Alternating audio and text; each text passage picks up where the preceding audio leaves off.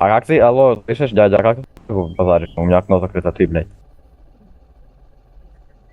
Пиздаем нахуй. И куда ты Всё, убежал я заебал. сразу? Ты еще постишься, его будешь потом быть сам от своих Зараз я красных прийду, пальцев. я піду поїм. Що? Я вас не чую, пане, у вас закрите вікно. Да меня это не волнует. Ну, теперь иди оттирай давай мне стекло. Ты печатка, мне не надо там. Оттирай. Шановний, вас Язиком попросили, вилізай. щоб приїхати на територію військової частини. Якого права ви тут забули на військовій частині?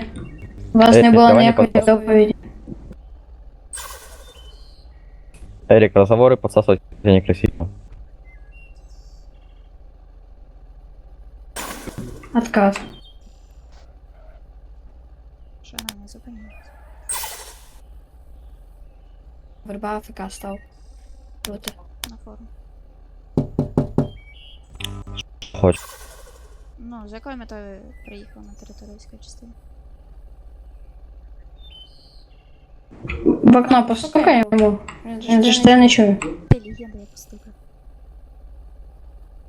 Відкрийте вікно. Ну, шановний, Пане, відповідь від вікно- вас буде? Я зразу... А їх можна тулить? Можна ж тулить? Ні, не можу.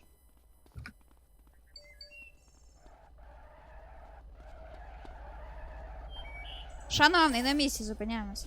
Ну, яка мета ви приїхали на територію військової частини?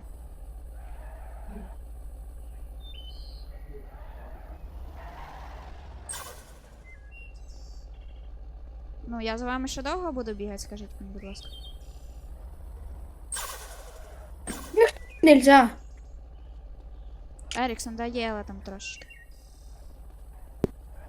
Я вас зрозумів, хлопці.